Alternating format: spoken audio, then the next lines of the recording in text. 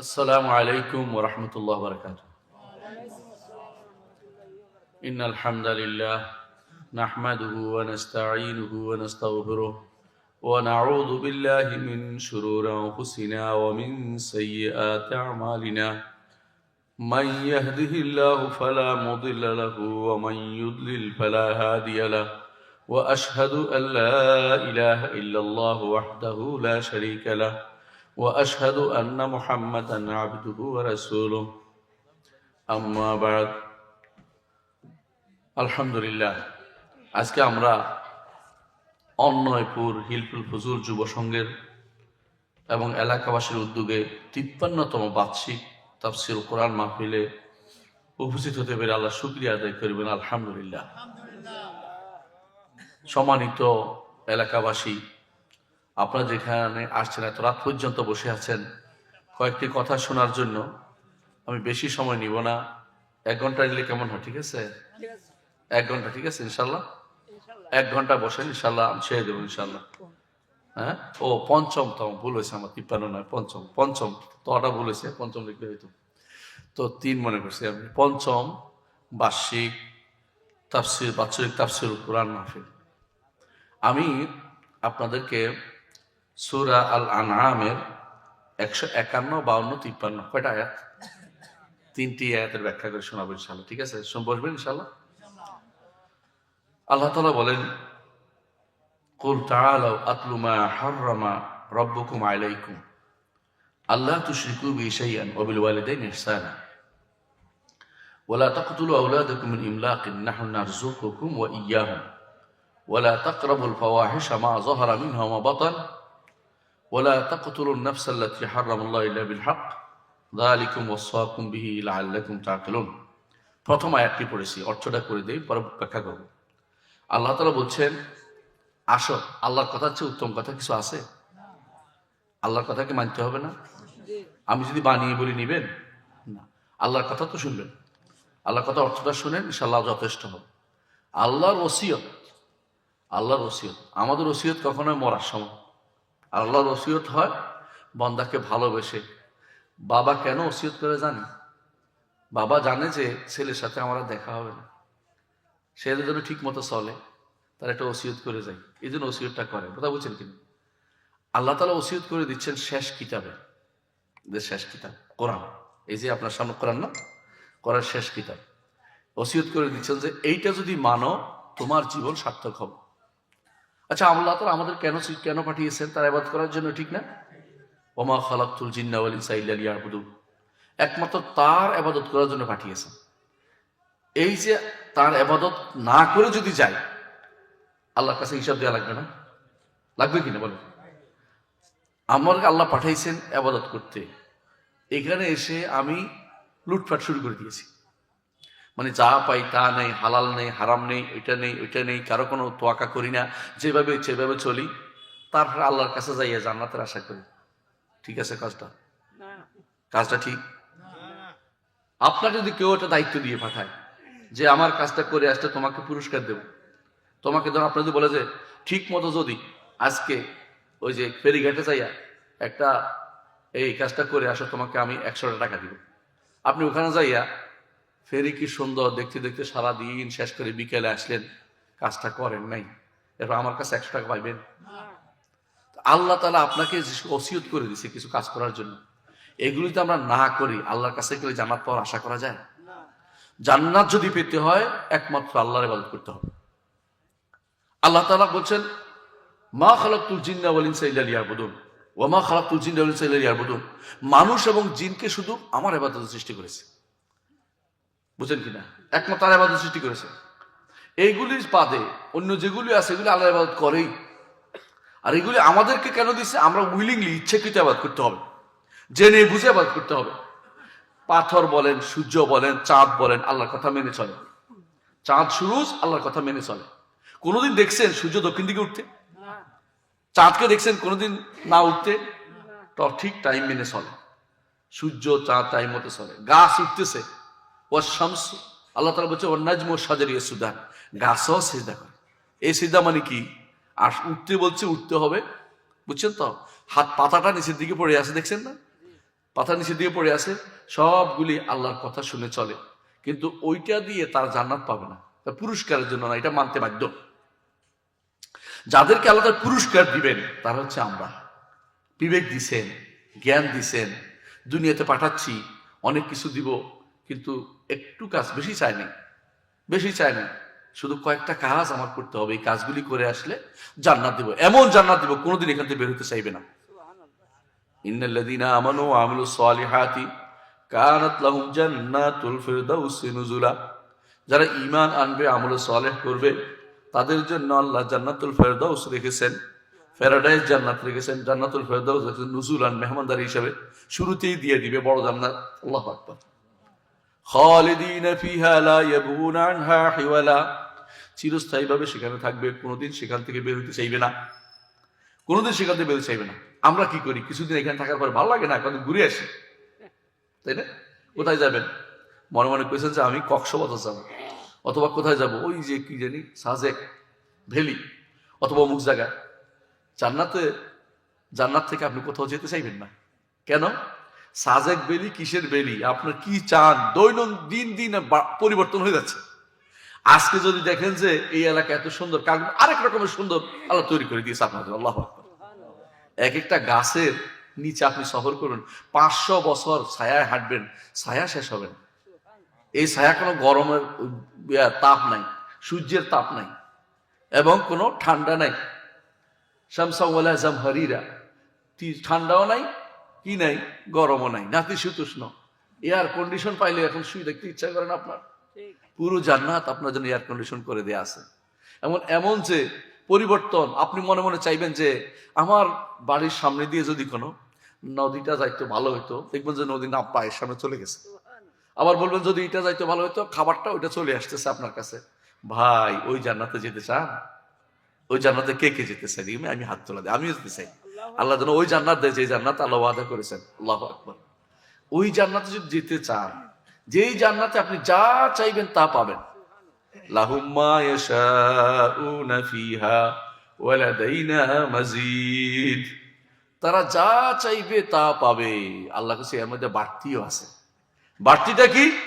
জান্নাতীরা যখন জান্নাতে যাবে, যাবতীয় নেয়ামত ভোগ করবে, নারী পুরুষ সবাই জান্নাতে আছে, এমন সময় আল্লাহ বলবেন যে আল্লাহ তাআলা আরশের উপর থেকে তাকাবেন জান্নাতের দিকে। কারণ কি জানেন? জান্নাত হচ্ছে আল্লাহ তাআলা আরশের নিচে। জান্নাত হচ্ছে আল্লাহ তাআলা আরশের নিচে, ফেরদাউস হচ্ছে আরশের নিচে। আল্লাহর আরশের নিচ থেকে ফেরদাউসের নহরগুলি আসবে। নহর আসে না, 4টা নহর, মধুর নহর, দুধের নহর। এখন কল্পনা করতে পারেন না নহর হয় কি করে। দুধের আবার নহর পচে যাওয়ার কথা। আমাদের দেশে একদিনের পর 2 দিনের দিন দুধ যদি কেন ঠিক মতো না থাকে, নষ্ট হয়ে যায়। এই পানির নহর, এগুলি সব জান্নাত আরশের নিচ থেকে বেরিয়ে আসবে। আল্লাহ তাআলা আরশের উপর থেকে সেদিন আমার দিকে তাকিয়ে বলবেন, ইয়া আহলাল জান্নাতি হাল আযীদুকুম। হে জান্নাতীরা, তোমাদেরকে বাড়িয়ে দিব না? তখন আমরা কি বলবো? কি বাড়িয়ে দিবেন? সবে তো দিয়েছেন। আলাম তুবাইয়িদু উজুহানা, চেহারা কি শুভ্র করে দেননি? আলাম তুদখিলনাল জান্নাত, জান্নাতে প্রবেশ করাননি? যা চাই তাই পেয়েছে, আর কি দিবেন আপনি আমাদেরকে? আল্লাহ তাআলা বলবেন তখন, ওয়ালাদাইনা মাজিদ, আমার কাছে বাড়তি আছে। বাড়তিটা কি? আল্লাহর চেহারার দিকে তাকান। আল্লাহ তাআলা তখন তার চেহারা উন্মুক্ত করবেন।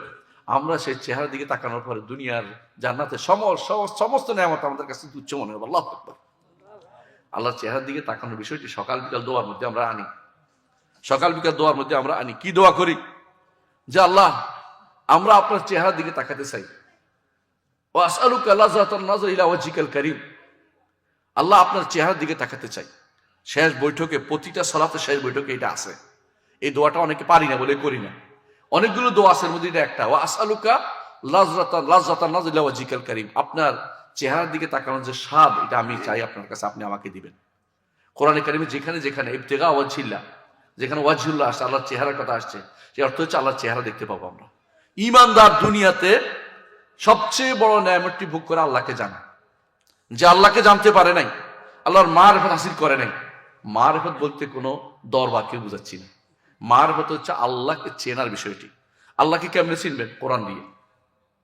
কোরআন দিয়ে চিনবেন। আল্লাহর পরিচয় আল্লাহ দিয়েছে কিভাবে? কুল হুয়াল্লাহু আহাদ আল্লাহুস সামাদ লাম ইয়ালিদ ওয়া লাম ইউলাদ ওয়া লাম ইয়াকুল লাহু কুফুয়ান আহাদ। বুঝছেন তো আল্লাহ পরিচয় দিছে, বুঝছেন তো কেমন দিছে? আল্লাহর পরিচয় দিছে আল্লাহ তাআলা আল্লাহু লা ইলাহা ইল্লা হুয়া আল হাইয়ুল কাইয়্যুম লা তা'খুযুহু সিনাতুন ওয়ালা নাওম। দেখছেন তো কিভাবে আল্লাহ পরিচয় দিয়ে দিয়েছেন। অর্থ করলে অনেক সময় লাগে, অর্থ করছি না, বুঝে নেবেন অর্থ। কেন এই প্রতি সালাতের পর এটা পড়া কেন সুন্নত? প্রতি সালাতের পরে আয়াতুল কুরসি শেষ করার পর বসলে আয়াতুল কুরসি পড়লে কি হবে? রাসূলুল্লাহ সাল্লাল্লাহু আলাইহি ওয়াসাল্লাম বলেছেন মরলেই জান্নাত, মরলেই জান্নাত। কিন্তু অর্থ বুঝে পড়তে হবে। আয়াতুল কুরসি অর্থ শুধু মুখস্থ করলে তো হবে না, অর্থ বুঝতে হবে। কেন? আল্লাহর পরিচয় আছে এখানের মধ্যে, আল্লাহর পরিচয় আছে। আপনারা জানেন যে এক সাহাবী যুদ্ধে গিয়েছিলেন, যুদ্ধে যাওয়ার পরে ইমামতি করতো। যখন ইমামতি করতো প্রতি রাকাতের শেষে আবার তিনি কি পড়তেন? কুল হুয়াল্লাহু আহাদ আল্লাহুস সামাদ লাম ইয়ালিদ ওয়া লাম ইউলাদ ওয়া লাম ইয়াকুল লাহু কুফুয়ান আহাদ। তো তার সাথীরা বলে যে এটা প্রতিদিন কেন পড়ো? মানে প্রতি সালাতে পড়ে যেই সূরাই পড়ে শেষে এটা পড়তো। 2 সূরা পড়তো আর কি, উনি 2 সূরা পড়তো, 8 সূরা পড়ে এটা আবার পড়তো। এটা কেন পড়ো? এটা তো আমরা দেখি না রাসূলের কাছে। বলে আমি এভাবে পড়বো। শেষে আয়েশা বিচার দিল রাসূলের কাছে যে উনি আমাদেরকে এই কাজ করিয়েছে, নামাজের মধ্যে এটা করছে। রাসূল বলছে আসো আসো, এই কাজ কেন করছো? বলে ইয়া রাসূল আমার খুব ভালো লাগে, এই সূরাটা আমার এত প্রিয় লাগে। আল্লাহর পরিচয়, আল্লাহর গুণাবলী আছে এই জন্য, আল্লাহর গুণ থাকার কারণে খুব ভালো লাগে। আমার রবে আমাকে সৃষ্টি করেছেন, তাকে দেখি না, গুণ দিয়ে তাকে চিনার আমার সুযোগ হয়েছে, আলহামদুলিল্লাহ। রাসূলুল্লাহ সাল্লাল্লাহু আলাইহি ওয়াসাল্লাম বললেন হুব্বুকা ইয়াহা আদখালাকাল জান্নাহ, এই সূরাকে ভালোবাসার কারণে তুমি জান্নাতে প্রবেশ করবে। আল্লাহ, দেখছেন তো আপনি, দেখছেন তো সূরাটা একটা সূরার কারণে জান্নাতে প্রবেশ। কেন? এই সূরার মধ্যে আল্লাহর পরিচয় আছে। দুনিয়াতে বড় নেয়ামত হচ্ছে আল্লাহকে চেনা, আর আখিরাতে বড় নেয়ামত কি? আল্লাহকে দেখা। আখিরাতে বড় নেয়ামত হচ্ছে আল্লাহকে দেখা। আল্লাহকে যদি দেখতে পারেন না জান্নাতে, আল্লাহকে দেখার দোয়াটা করবেন, আল্লাহ আপনি আমি যেন আপনাকে দেখতে পাই। আর রাস্তা আটকাবে না, কারণ জান্নাতে যাবেনি। যদি আল্লাহ কবুল করে ফেলে যে এই বান্দা আমাকে দেখবে, আমি আল্লাহ আমাকে দেখবে, এই জন্য সে দোয়া করেছে, আমি কবুল করলাম, তাহলে পথে আটকানোর কিছু নেই। কথা বুঝেন কিনা? লাস্ট যদি আপনাকে যদি বলে যে আপনার চাকরি হয়ে যাবে, আপনার এখন সার্টিফিকেট দরকার নেই। কেউ চাকরি হইব কইছে উনি আমার, সার্টিফিকেট কোনটার খোঁজার দরকার নেই। আপনি সার্টিফিকেট করুন চাকরির জন্যই তো। সার্টিফিকেট আগে যদি বলে যে তোমার কোনো সমস্যা নেই, তুমি সোজা চলে আসো, আমি চাকরির ব্যবস্থা করে দিচ্ছি, এখন সার্টিফিকেটের চিন্তা আর নাই। কথা বুঝেন কিনা? আপনার অন্য কিছু চিন্তা করা লাগবে না। আল্লাহর চেহারা দেখার জন্য সবচেয়ে বেশি দোয়া করতে হবে, আল্লাহর চেহারা দেখার জন্য।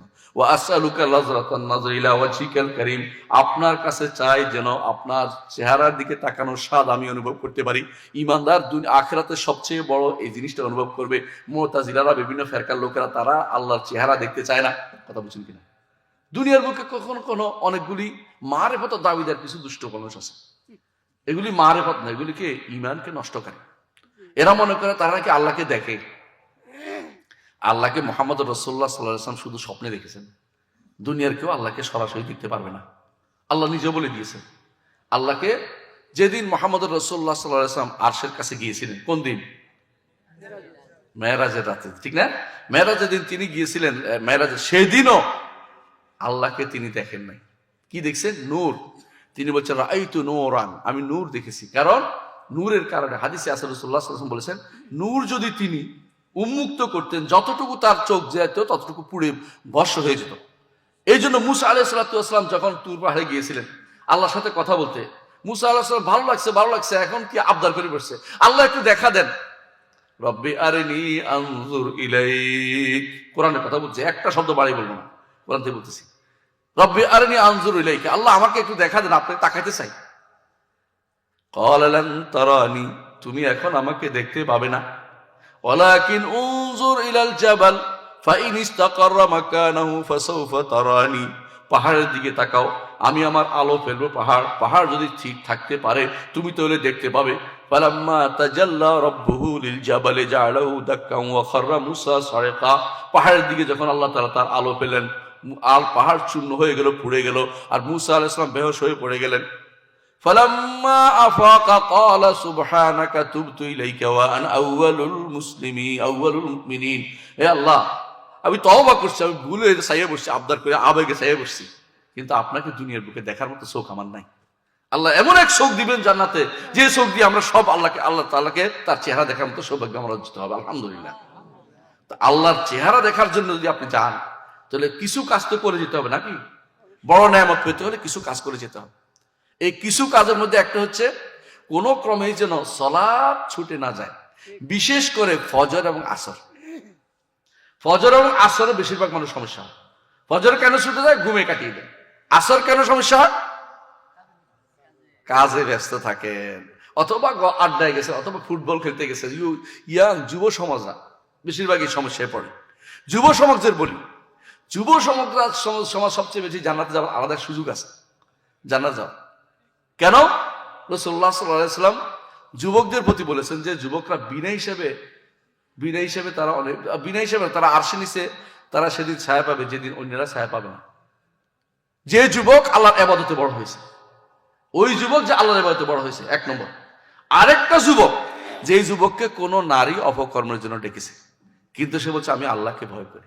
দুই যুবক স্পেশাল, তাদের জন্য আল্লাহ রাসূল সাল্লাল্লাহু আলাইহি ওয়াসাল্লাম বলেছেন তারা আরশের নিচে ছায়া পাবে যেদিন আর কেউ কোনো ছায়া পাবে না। অর্থাৎ 7 শ্রেণী হইতে কেউ ছায়া পাবে। 7 শ্রেণীর মধ্যে 2 শ্রেণী হচ্ছে যুবকরা। আপনি চেষ্টা করবেন 7 শ্রেণীর যে কোনো একটা শ্রেণী হইতে। কেন বলেন তো 7 শ্রেণীর? কারণ হাসরের মাঠ অনেক বড়, সেখানে শুধু সূর্য কোথায় থাকবে? মাথার উপরে থাকবে। ঘরমাক্ত হতে থাকবেন, ঘামতে ঘামতে এমন হবে যে মানে মাটি হবে আটার কাইয়ের মতো। আটার কাই বুঝেন তো? আটার কাই খামির বানায় না? তো পা দিলে ডুবে যাবে, আর ঘাম পড়তেছে, ঘামে ডুবে অবস্থা, আপনার পাও ঠিকমতো থাকতেছে না। বুঝলেন কেমন কঠিন অবস্থা? একদিকে আমরা কোন আপনাদের এই যে যদি কোনো কেউ এতে নামে, কি বলে, নদীটার নামার পর দেখবেন যে এক পা ডুবছে, আরেক পা উঠে আরেক পা ডুবে গেছে। তো আপনার এই অবস্থা হবে হাসরের মাঠে। সেদিন কিছু মানুষ শান্তি থাকবে, যারা এই 7 শ্রেণীর মধ্যে থাকবে, তারা আরশের ছায়ার নিচে থাকতে পারবে। আপনি একটু কষ্ট করেন না, হে যুবক, একটু কষ্ট করেন। আপনার যৌবন বয়সে ইবাদত আল্লাহর কাছে বেশি প্রিয়। দেখুন মুহাম্মদ রাসূলুল্লাহ সাল্লাল্লাহু আলাইহি ওয়াসাল্লামের তিনি যে আমাদের কাছে যে খবর দিয়েছেন, তার মধ্যে যারা ঈমান এনেছে রাসূলের উপরে, বেশিরভাগ সময় তারা কিন্তু যুবক শ্রেণী ছিল। আলী রাদিয়াল্লাহু আনহু যুবক না? বেলাল যুবক না? সোহাইব যুবক না? আপনি বুঝতে পারছেন? যারা প্রথম যায়েদ ইবনে হারিসা যুবক, বেশিরভাগ যুবক ছিল। কারণ তারা মনে করছে যে এটাই সত্য, এটাই সত্য। বুড়ারা কি করছে? অনেকেই আমরা আমাদের বাপদাদা দেখছি এটা করতে, আমরা বাপদাদের কথা শুনবো। বাপদাদা ও মুখের মুরিদ, আমরা ওদের মুরিদ হবো। ইসলামে মুফির মুরিদ নাই, ইসলামী পীর মুরিদি নাই। ইসলামে ওস্তাদ শাগির আছে। ওস্তাদ বুঝেন? কোরআনের কথা বলবে, হাদিসের কথা বলবে, কোরআনের কথা বলবে, হাদিসের কথা বলবে, কিন্তু ইসলামে কোনো পীর মুরিদির কোনো শব্দই নেই। কথা বুঝছেন কিনা? পীর শব্দের অর্থ হচ্ছে বুড়ো, আর মুরিদ অর্থ তার ইচ্ছা করে। কথা বুঝছেন কিনা? পীর মুরিদি সিস্টেম কোরআনও নেই, হাদিসও নেই, এবং রাসূলুল্লাহ সাল্লাল্লাহু আলাইহি ওয়াসাল্লাম যুগে ছিল। আচ্ছা বলেন তো, আবু বকরের ইমাম আবু হানিফা রাহমাতুল্লাহ আলাইহি, যিনি আমাদের ইমাম আবু হানিফা রাহমাতুল্লাহ আলাইহির পীর কে ছিল? কেউ নেই। বুয়া কথা এটা, বুঝছে না কথাটা? ইসলামের পীর মুরিদি ইসলামে নাই, কোনোদিনই ছিল না। ইমাম শাফির পীর কে ছিল? ছিল না। কিন্তু শাফির ওস্তাদ ছিল। ওস্তাদ কে ছিল? মালিক, ইমাম মালিক। শাফির কার ওস্তাদ ছিলেন? ইমাম আহমদ ইবনে হাম্বল। কিন্তু পীর মুরিদি ছিল না। পীর মুরিদি শিয়াদের থেকে আমাদের মধ্যে ঢুকছে, শিয়াদের থেকে আমাদের মধ্যে, মুসলিমদের মধ্যে ঢুকে গেছে। এদেশে কেউ যদি কোনো, অনেকে একজন আমার প্রশ্ন করতেছে, আমি তো মুরিদ হই নাই, আপনি কি মনে করেন? আমি বলতাম মুরিদ হন। হ্যাঁ, মুরিদ হওয়ার সিস্টেম ইসলামে কোনোদিন ছিলই না, কোনোদিন ছিল না।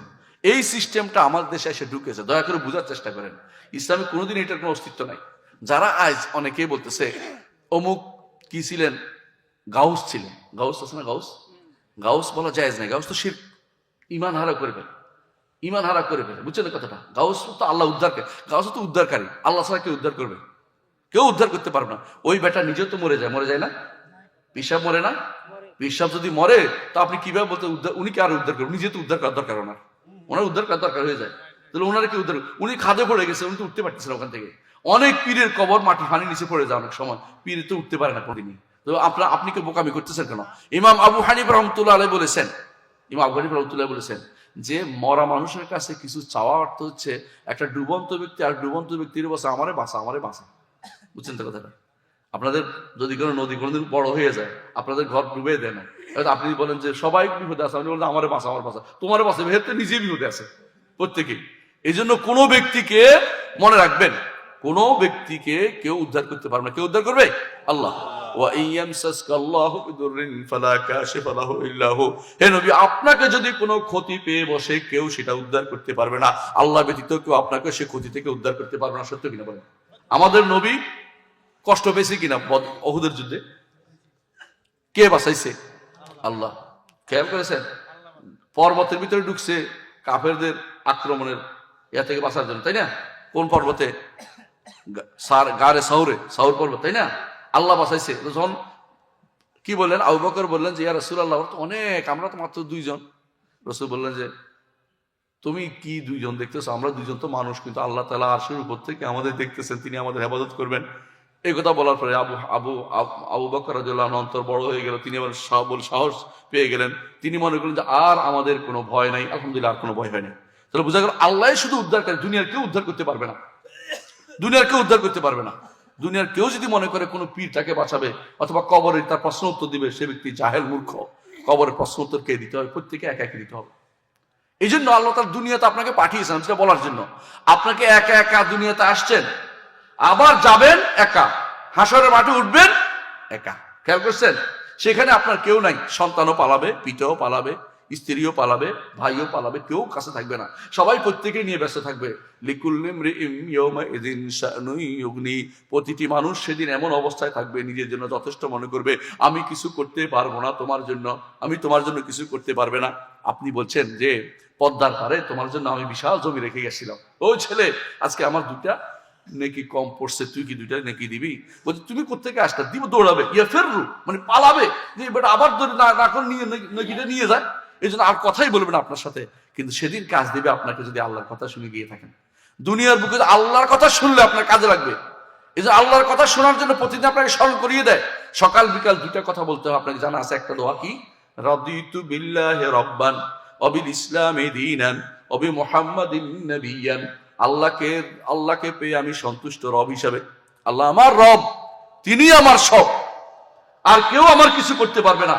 আল্লাহকে রব হিসেবে মেনে আমি সন্তুষ্ট। আমি সন্তুষ্ট কিনা এটা বলেন।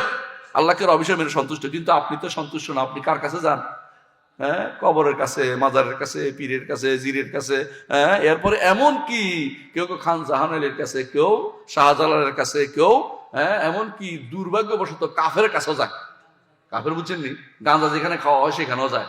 এই যে আমাদের কুষ্টিয়া, আমাদের বাড়িতে কুষ্টিয়া, আমাদের কুষ্টিয়াতে যারা যায় এর কাছে, হ্যাঁ, সেউরিয়া যায়, ওরা কি বেটা কি মুসলমান ছিল? মুসলমান ছিল না তো। হে দাবিও করে না। তারা বলতো আপনারা মুসলমান বানাচ্ছেন কেন আমাদেরকে? আমরা হচ্ছি কর্তা ভজা, আমরা কর্তাকে ভজন করে চলি, আর আপনারা আমাদের মুসলমান বানাই করতেছেন কেন? এরা দাবি এর মুসলমান না, আমরা জোর করে মুসলমান বানাবেন না, নিষেধ করে। আর আপনি বলেন না তুমি মুসলিম, তুমি বড় আল্লাহর ওলি। হ্যাঁ, হে বলে আমি মুসলিম না, আমি আল্লাহর ওলি বানাচ্ছি তারে। নাউযুবিল্লাহ। আমাদের সমাজ হচ্ছে এই এবং বিভ্রান্তিকর অবস্থার মধ্যে পড়ে আছে। মনে রাখবেন, আল্লাহর দ্বীনের মধ্যে পীর মুরিদি সিস্টেম ইসলাম কোনোদিনই ছিল না। সবাই কি ছিল? আলেম, মুতাআল্লিম। রাসূলুল্লাহ সাল্লাল্লাহু আলাইহি ওয়াসাল্লাম বলেছেন, আর দুনিয়া মালউনাতুন ওয়া মালউনুন মা ফিহা। দুনিয়া অভিশপ্ত, দুনিয়ার মধ্যে যা আছে তাও অভিশপ্ত, ইল্লা আলেম আও মুতাআল্লিম। তবে দুই জিনিস যদি হয়, কেউ ওস্তাদ এবং ছাত্র হইতে পারে, কোরআনের ওস্তাদ, হাদিসের ওস্তাদ, ফিকহের ওস্তাদ, বুঝছেন তো, উসুল ফিকহের ওস্তাদ, এই যদি হয় তাহলে বেটা সেরা। কেমন? আবু হানিফা রাহমাতুল্লাহ মর্যাদা কিসে? আবুর মর্যাদা এই জন্য যে তিনি আমাদেরকে কি পড়াইছেন? কোরআন হাদিসের দ্বারা দিয়েছেন, আমাদেরকে ফিকহের কথা বলেছেন, উসুল ফিকহের কথা, দ্বীনের কথা বলেছেন, শাফিঈর কথা। তাই আহমদ ইবনে হাম্বল হাদিস পড়িয়েছেন। হাদিস পড়াইতে তিনি 40,000 হাদিস দিয়ে তিনি মানুষের প্রশ্নের উত্তর দিয়েছেন। এই জন্য তার মর্যাদা অনেক উপরে। যারা এইগুলির দিকে না তাকিয়ে তারা পীর মুরিদি বসে বসে কতক্ষণ ধ্যান করলো, এগুলি শয়তান আবিষ্কার করেছে। আর কেউ কেউ দূর করে না, এগুলি কোন ধরনের কথা? কোথায় ইসলাম আসলে? এগুলি কোন শিখা দিল মানুষের? এগুলি কোন ইসলাম কোরআন হাদিসে কোথাও আসে নাই, কেন তারা সেটা করতেছে? আর কেউ কেউ আছে এগুলি কোন ইসলাম? এগুলি কোনদিন ছিলই না কোনদিন ইসলাম। আর কেউ কেউ লাভ দিয়ে পড়ে, উঠে পড়ে, কেউ এত উঠে যায়, প্যান্ডেলে উঠে যাচ্ছে। এগুলি কোনদিন ইসলামের কোনো কিছু ছিলই না, এগুলি শয়তান আবিষ্কার করেছে। মুহাম্মদ রাসূলুল্লাহ সাল্লাল্লাহু আলাইহি ওয়াসাল্লাম সাহাবীরা, তারা কি কোরআন শুনতো না? হাদিস শুনতো না? তারা কি লাভ দিয়ে কেউ গাছে উঠছে? শুনছেন কোনোদিন? না পানিতে পড়ে আসছিল? এই জাতীয় কথা, মিথ্যাচারগুলি যারা করে ওদেরকে আপনারা বলবেন যে এগুলি আমরা মানি না। আলহামদুলিল্লাহ, আমাদের কাছে কি আছে? আল্লাহর কোরআন আছে, রাসূলের হাদিস আছে, এবং ইমামদের বক্তব্য আছে আমাদের কাছে। আবু হানিফা, মালিক, শাফি, আহমদ, ইমামদের বক্তব্য আমাদের কাছে আছে। তাদের কথা লিখিত, তাদের জীবনী লিখিত আছে। এমনকি যাদেরকে তারা বড় করে দেখে, ইমাম আব্দুল কাদের জিলানী রাহমাতুল্লাহ আলাইহি, ইমাম তিনি, কোনো সন্দেহ নেই। তিনি ভালো মানুষ ছিলেন, কিন্তু ভালো মানুষের পরে তার কি হয়েছে? পূজা অর্চনা আরম্ভ হয়ে গেছে। তারা পূজা করতে, তারা কি বললো? গাউসে আজম। আল্লাহু আকবার, আস্তাগফিরুল্লাহ। আল্লাহ তাআলা হচ্ছে গাউস, আর তারা বলতেছে, তাদের আব্দুল কাদের জিলানী কি বলতেছে? গাউসে আজম, মানে আল্লাহ তাআলার উপরেও একটু বাড়াই দিছে, কি গাউসে আজম। নাউজুবিল্লাহ। আমি শুনতেছি একজন ওয়াজ করতেছে যে গাউসে আজমের নাম মুখস্থ করলে কবরে তার প্রশ্ন উত্তর দেওয়া লাগবে না। নাউজুবিল্লাহ। অনেকে আছে মনে করে ওখানে যে উত্তর প্রশ্ন উত্তর দিয়ে দিবে, মিথ্যা কথা। অনেকে আছে মরার পরে কবর উপর থেকে উত্তর সাপ্লাই দেয়। উত্তর সাপ্লাই দেয় বুঝেন কিনা? উত্তর সাপ্লাই দেয় বুঝেন কিনা? কেউ মরে গেলে মাটি দেওয়ার পরে উপর থেকে বলে দেয়, ও মুখ তুমি তো উত্তর দাও, বলো এটা বলো এটা।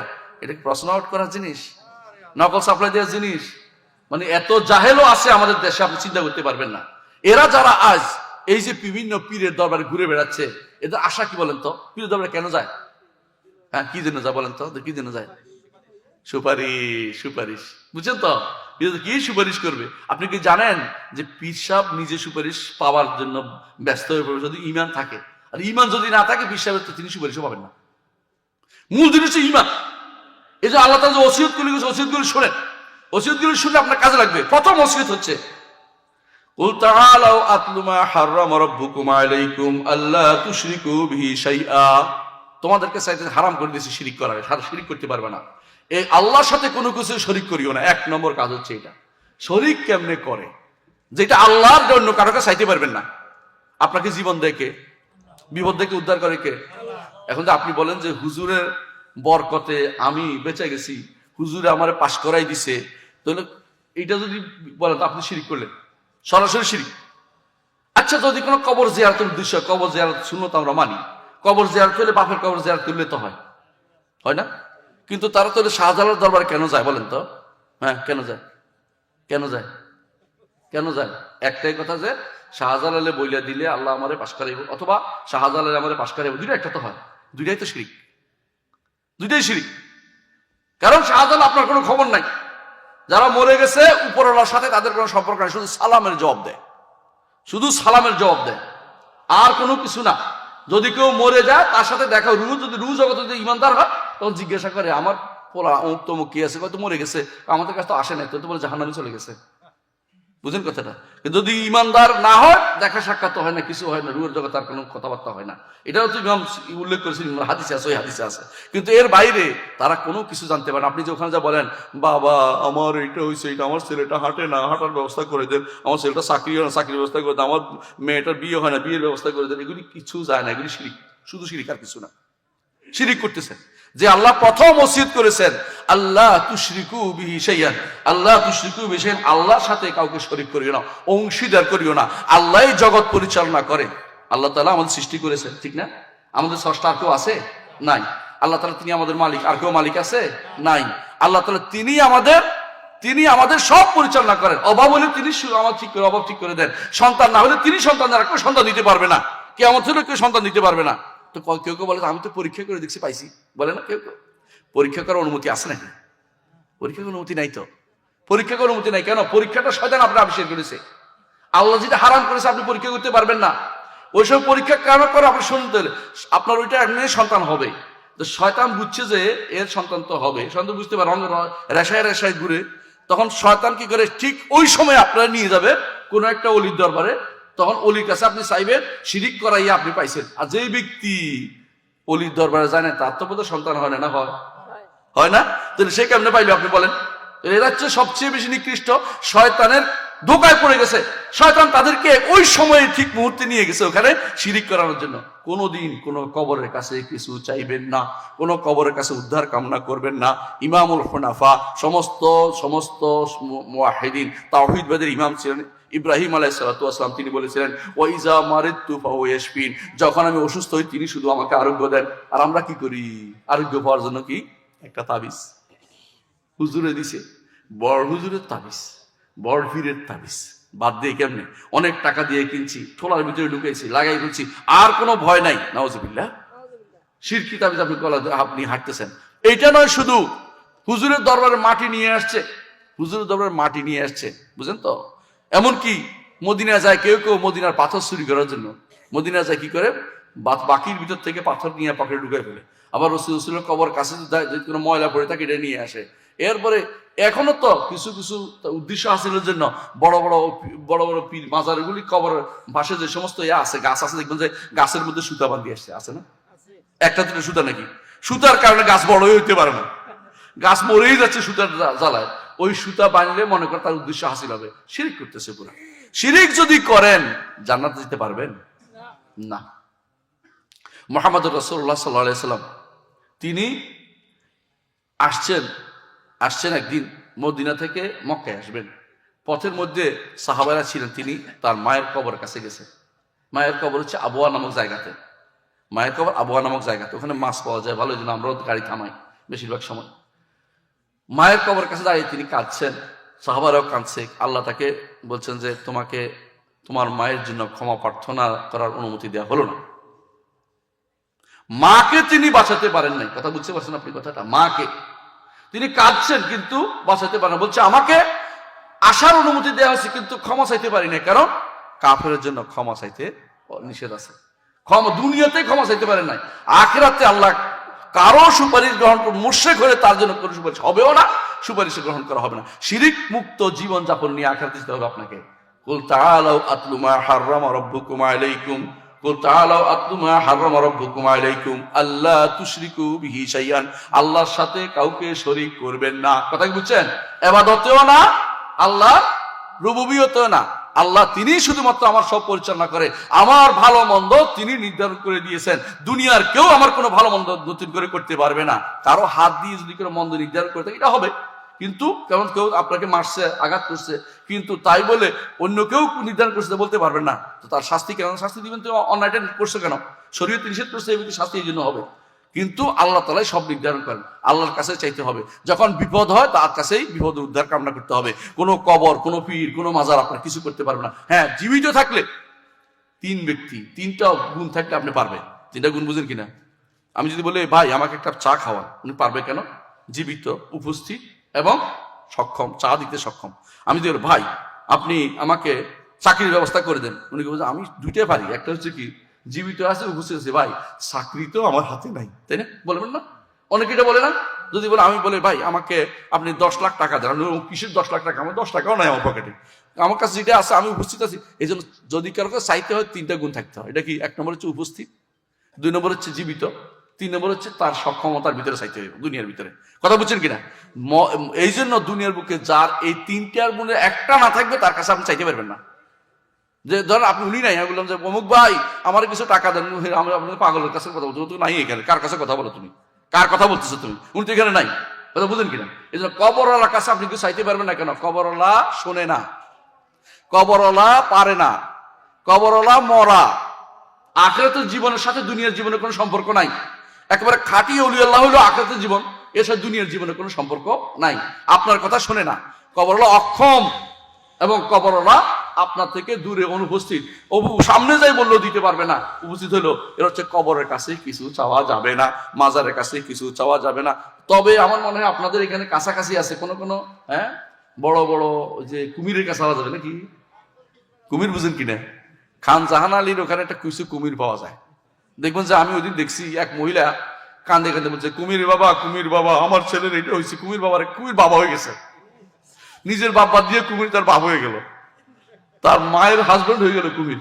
মানে পাগল কাকে বলে? কুমির বাবা, কুমির তার বাবা, কুমির বাবার কাছে আইতেছে ছেলের সমস্যা, কুমির বাবা ভালো করে দেবে, কুমিরে ভালো করবে। কুমির নিজে কিছুক্ষণ পরে মরে, তারে মদ খাওয়াইয়া মদ ভয় করে রাখছে, ও শুইয়া দেয়। তো দেখছো তোমারে কুমিরে শুইছে, খান জানালে কুমির দেখে তোমার খায় না, এটা মিথ্যা কথা। মানে কারণ এটা মদ খাওয়াই এটা সুর করে রাখছে, এটা আমার হুঁশ নাই, মানে মদ খাওয়াই দিচ্ছে, এখন হুঁশ নাই, তো এই জন্য এটা কুমির দিয়ে শোয়াই দেয়। এই যে ভণ্ড লোকেরা বসে আছে কবর এবং মাজারের পাশে, এরা মনে রাখবেন সবচেয়ে বেশি আপনার ইমান চোরে, ইমান চুরি করতেছে আপনার ইমানটা নষ্ট করার জন্য এরা বসে আছে। এইদের থেকে আপনি সাবধান থাকবেন, ইমানটা রক্ষা করবেন। যে পুঁজি নিয়ে অন্তত লাস্ট পুঁজি শিরিক করব না, এটা নিয়ে যাব, আপনার জন্য অনেকেই সুপারিশ করবে হাসরের দিন। প্রথমে মুহাম্মদ রাসূলুল্লাহ সুপারিশ করবেন। আপনার বন্ধু বান্ধবরা নামাজে আপনার সাথে আসতে যাইতো, মসজিদে গেছে আপনার সাথে, তারা জান্নাতে গেছে, আপনার কথা মনে হবে, আল্লাহ তা আপনার কথা মনে করাই দিবেন অন্তর ভিতরে, যে আমার অমুক ভাই তো যায় নাই, আর দেখতে পাচ্ছি না, খুঁজে দেখো, জান পড়ে আছে, তাড়াতাড়ি যাবে, আল্লাহ আমার বন্ধু পড়ে আছে, আর ভালো লাগতেছে না। আল্লাহ বলবেন যে ঠিক আছে, অনুমতি দিলাম, সুপারিশ করো। তখন সুপারিশ করবে, আল্লাহ বল ঠিক আছে, উঠে নিয়ে আসো। অনুমতি ব্যতীত কোনো সুপারিশ হবে না। অনুমতি কার জন্য হবে? ইমান আছে, শিরিক করে নাই, তার জন্য শুধুমাত্র অনুমতিটা হবে। যে ব্যক্তি ইমান নাই, দুনিয়ার আমল সব করেছে, হজ করেছে, বুঝেন কিনা? কিছু মানুষ হজ করতে যায়, মক্কায় যখন বলে, মক্কায় গিয়ে বলে লাব্বাইক আল্লাহুম্মা লাব্বাইক। আপনাদের মধ্যে হাদিস সাহেব আছেন কেউ? একজন হাদিস সাহেব নাই? কই হাদিস সাহেব কই? মাশাআল্লাহ, হাদিস সাহেব লাব্বাইক করছেন না? এই তো লাব্বাইক না পড়লে হয় নাকি? লাব্বাইক তো পড়তে হয়। লাব্বাইক আল্লাহুম্মা লাব্বাইক, লাব্বাইক লা শারীকা লাক লাব্বাইক, আল্লাহ আমি আপনার দরবারে হাজির, আপনার কোনো শরিক নেই আমি বলতে ঘোষণা করতে আসছি। স্লোগান দিচ্ছি, আপনার কোনো শরিক নেই, আপনার কোনো শরিক নেই, আপনার কোনো শরিক নেই, লাব্বাইক লা শারীকা লাক, আপনার কোনো শরিক নেই। বুঝছেন তো? তাওহীদ দিয়ে আপনি ঈমান পূর্ণ করে গেছেন মক্কাতে। মদিনা যাইয়া বলতেছেন, ইয়া রাসূলুল্লাহ, দুনিয়ার বুকে মানুষ আবু বকরের কাছে যাইতো, ওমরের কাছে যাইতো, আপনার কাছে সরাসরি যাইতো না, আমরা ঘুরি গাড়ি আসছি, এখন আপনি আমাদের ব্যবস্থা শুনুন। এইগুলি বলতে চাইতেছে পুরো শিরিক করছেন। কারণ রসুল আপনার এই কাজ কোনদিন শোনে না, রসুল আপনার এই কথা শুনতেছে না। আপনি এখন রসুলের কাছে চাইছেন যে চাওয়াটাই শিরিক। আল্লাহর চাওয়া, মৃত মানুষের কাছে কিছু চাওয়াটা শিরিক। কথা বুঝছেন? যে ব্যক্তি অক্ষম অনুপস্থিত এবং দুনিয়ার জীবনে জীবিত নয়, তার কাছে আপনি কি করতে পারবেন না? কেউ চাইতে পারবেন না। আখিরাতের জীবনে আমার নবী জীবিত, কিন্তু সেই জীবনের সাথে দুনিয়ার জীবনের কোনো সম্পর্ক নাই। কথা বুঝছেন কিনা? আখিরাতের জীবনে তিনি জীবিত, কিন্তু সেই জীবনের সাথে দুনিয়ার জীবনের কোনো সম্পর্ক নাই। সেই জীবন হচ্ছে মহাজীবন, সেটার সাথে আপনার কথা শুনতেছে না, কারণ তিনি এখন জান্নাতের নেয়ামতের সাথে অবগাহন করছেন। আপনার কোনো কর্ম শোনার মতো সময় তার হাতে নাই, শুনলো তিনি আপনার কোনো উপকার করতে পারবেন। আল্লাহ কি বলেছেন? ওয়ামা আনতা বিমুসমিইন মান ফিল কুবুর, কবরে যারা আছে তাদেরকে আপনি শোনাইতে পারবেন না। আল্লাহ নবী বলতেছেন, ওয়ামা আনতা বিমুসমিইন মান ফিল কুবুর, কবরে যারা আছে তাদেরকে আপনি শোনাইতে পারবেন না। তাহলে কবরে যারা আছে তাদেরকে আমার নবী শোনাইতে পারবেন না, আপনি কিভাবে শোনাবেন? আপনি বলেন তো। তাহলে 1 নম্বর ওসিয়ত হচ্ছে কবরে যাবেন, সবাই যেতে হবে, নাকি বাঁচতে যাবেন? কেউ কবরে যাবে বাঁচতে পারবেন? কবর না যেয়ে থাকতে পারবেন? 1 নম্বর যে জায়গায় না যেয়ে থাকতে পারবেন কবর। দ্বিতীয় হচ্ছে, যখন সিংহে ফুৎকার দেওয়া হবে তখন কেউ কি হাসরের মাঠে না উঠে থাকতে পারবেন? চুরি করে বসে থাকবেন, একটা কিছু লইয়া এমনি তাইতো আশা করে বসে আছেন যে আমি আস্তে করে বসে থাকবো, অথবা কোনা দিয়ে আরখান দিয়ে বসে থাকতে পারবেন না? আমাদের দেখবেন, আমি আরেকজন পিছনে বসে থাকবো, কিছু কিছু বাইরে পিছনে বসে আছে, যেন বলতেছি যে আমাদের দেখবেন না, তাই না? ওস্তাদ দেখবেন না আমাদের। কিন্তু ভাই, হাসরের মাঠ এমন জিনিস, আল্লাহ তাআলা কি বলেছেন? আল্লাহর কাছে স্পষ্ট হয়ে যাবে, দুনিয়ার বুকে আপনি ঘুষ করছিলেন, সুদ করছিলেন, হারাম করছিলেন, আপনি মানুষের এটা করছেন, ক্ষতি করছেন, আপনি মনে করছেন হাসরের মাঠে আপনার এটা প্রকাশ পাবে না। কিন্তু এটা মনে করার কোনো কারণ নাই, আপনার আল্লাহ তাআলা সবাই সামনে উপস্থিত করবে, প্রত্যেকটি প্রশ্নের উত্তর আপনাকে দিতে হবে। প্রশ্ন উত্তর দেওয়া লাগবে কিনা? আল্লাহ তাআলা সবার সাথে কথা বলবেন, আপনার সাথে কথা বলবেন, তাই না? আপনার সাথে বলবেন না, সবার সাথে কথা বলবেন। এটা তো নেয়ামত, আল্লাহর কথা বলা। কিছু কিছু মানুষকে আল্লাহ কথা বলবেন না, কারোর সাথে রাগ করে, শুধু জাহান্নামে দিয়ে পাঠাতে চাইতে। এটা কারা? যারা টাকনুর নিচে কাপড় পরছে, যারা প্যান্ট পরে, আমার যুবকরা বেশিরভাগই টাকনুর নিচে পড়ে। হাদিসে আছে, রাসূলুল্লাহ সাল্লাল্লাহু আলাইহি ওয়াসাল্লাম বলেছেন যে আল্লাহ তাআলা তাদের সাথে কথাই বলবেন, আগে আল্লাহ তাআলা কথা বলবেন না। কেন? টাকনুর নিচে পড়াই হচ্ছে অহংকার। আল্লাহর শরীয়ত যারা মানে না তারা অহংকারী, আর আল্লাহর শরীয়ত হচ্ছে টাকনুর উপর রাখতে হবে কাপড়টা। আর আপনি কাপড়টা কোথায় নামা দিচ্ছেন? টাকনুর নিচে। তো আপনি অহংকারী, আর অহংকারের সাথে আল্লাহ তাআলা সবচেয়ে খারাপ আচরণটা করবেন, খারাপ শাস্তি তাকে দিবেন। কারণ অহংকার হচ্ছে আল্লাহর চাদর, আল্লাহর চাদর নিয়ে কেউ টানাটানি করলে আল্লাহ তাকে, রাসূলুল্লাহ সাল্লাল্লাহু আলাইহি ওয়াসাল্লাম বলেছেন হাদিসে কুদসিতে, আল্লাহ তাআলা বলেন, আল ফখরু ইজারি ওয়াল কিবরিয়াউ রিদাই ফামান নাযানি ফি শাইইন মিনহুমা আযাবতুহু, অহংকার করা হচ্ছে আমার চাদর, গর্ব করা আমার ভূষণ। যে কেউ দুটো নিয়ে টানাটানি করবে তা আমি শাস্তি দিব। বুঝছেন তো কথাটা? অপমানজনক। আর কেউ মিথ্যা শপথ করে তাকেও আল্লাহ তাআলা তার সাথে আল্লাহ তাআলা কথা বলবেন না। বুঝছেন তো কথাটা? তো যে ব্যক্তি এই কাজগুলি করে হাসরের মাঠে আল্লাহ কথা বলবেন, শাস্তি দিবার জন্য কথা বলবেন, মানে এই নয় যে পার করে দিবেন তা না, মানে তারে আর আনন্দের কথা বলতে সুযোগ দিবেন না, তারা শুধুমাত্র শাস্তির জন্য কথা বলবেন। শাস্তি দাও, জাহান্নামে দিয়ে দাও। তারা বলবে যে এ সাবু, ও তার জাহান্নামে নিয়ে যাও, খুদু ফাগুল্লু সুম্মাল জাহিমা সাল্লু, নাও তারে এবং জাহান্নামের ভিতরে তারে ফেলে দাও। তার সুম্মা বিসিলসিলাতিন সাবউনা যিরান ফাসলুকু, এমন একটা জিনজির দিয়ে 70 গজ জিনজির দিয়ে তারে পেঁচাইয়া জাহান্নামে ফেলো। আমার কথা না আল্লাহর কথা? আল্লাহ কোরআনে বলছে এটা। এর অর্থ হচ্ছে আপনাকে এর থেকে বাঁচতে হবে। আল্লাহর সাথে কথা বলার যে আনন্দ, এটা আপনি হারিয়ে ফেলবেন যদি আপনি আল্লাহর কথা না শুনেন। আল্লাহ আপনার সাথে কথা বলে, প্রত্যেকটি মানুষ আল্লাহ কথা বলবে। রাসূলুল্লাহ সাল্লাল্লাহু আলাইহি ওয়াসাল্লাম বলেছেন, মা মিন আহাদিন ইল্লা ওয়া সায়ুকাল্লিমু রাব্বুহু লাইসা বাইনাহু ওয়া বাইনাহু তুরজুমান। আল্লাহ প্রত্যেকটি যুবকের সাথে কথা, প্রত্যেকটি মানুষের সাথে কথা বলবেন, কোনো অনুবাদক লাগবে না, একসাথে কথা বলবেন। সারিউল হিসাব, আমরা একজনকে থামিয়ে দিয়ে একজনের কথা বলি, তাই তো? আল্লাহ তাআলা একসাথে সবার সাথে কথা বলবেন। আমরা যে কথা বলছি প্রত্যেকের কথা আল্লাহ শুনেন কিনা বলেন তো? অসুবিধা হচ্ছে না। এর হচ্ছে আল্লাহ তাআলা সবার সাথে সেদিন কথা বলবেন হাসরের মাঠে।